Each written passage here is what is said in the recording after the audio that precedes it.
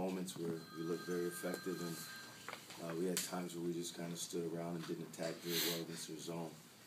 But, at the end of the day, really the difference in the game, like, we didn't shoot well, but they didn't shoot well either. I told our team, like, we beat them in every percentage offensive area, but the offensive rebounds was just ridiculous. Their size, their quickness, their length, that just gave them so many more opportunities than we had, and that was a huge difference in the game.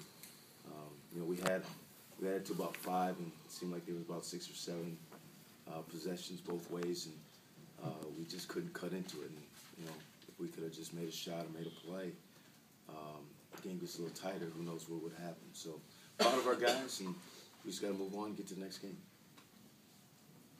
Stan, you guys got out to such a good start there with Vic, with the dunks, with the threes, and the crowd being involved. What was the hardest part of sustaining that lead and not letting them creep back into things the way they did? Well, that's a good team. I mean, it's always going to be a game of runs, and you're not going to just hold that team to nothing. And they responded. They stepped up.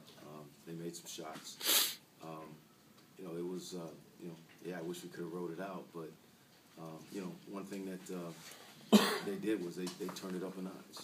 They turned it up a notch, and they came back at us and cut the lead a little bit, and we just had a little bit of a lull, and they kept momentum going. It just seemed to be just a couple of bad games.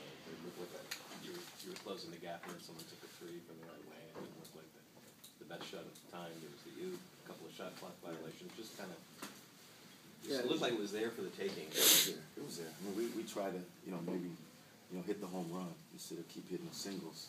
And we came up short on some of those plays. But we made some of those plays. We made them sometimes too.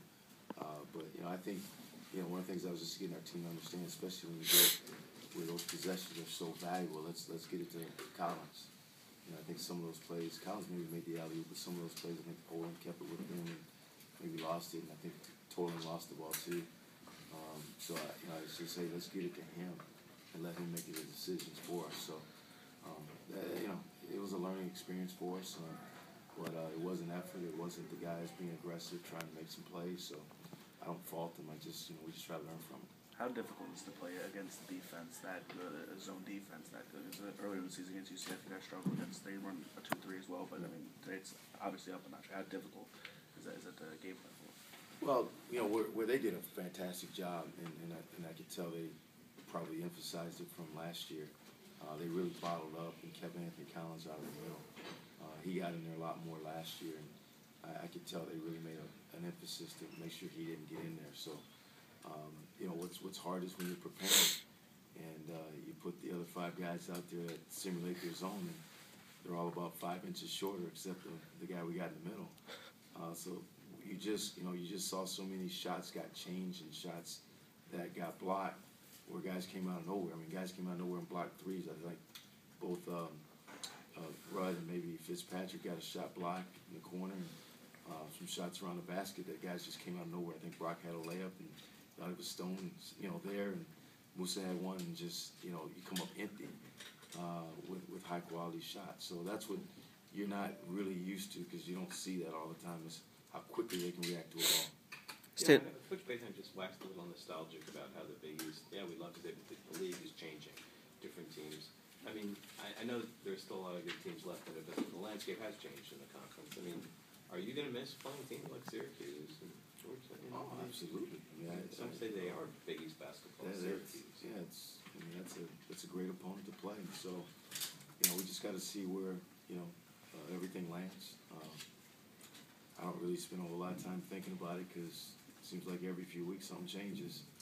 But nothing's going to change right now. That we got to play Villanova next, and we got Louisville, and then we got some other really good teams. So, really and truly, I can't spend a whole lot of time, figuring out what's going to happen down the road, because that will all get figured out at some point in time.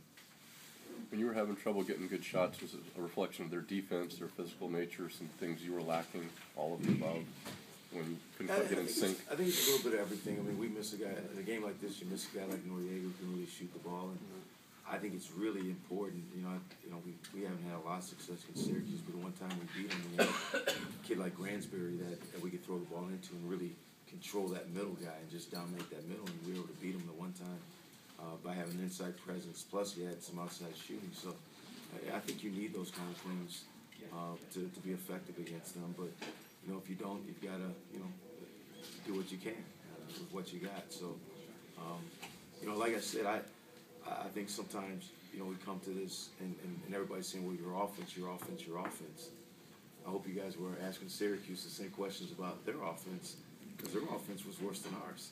Boeheim told us. Yeah, so we don't know what to ask. Because their rebounding was way better than us in their transition. So that's where the game was decided. It wasn't necessarily, neither offense was very good tonight. The game was decided on the rebounding. Obviously,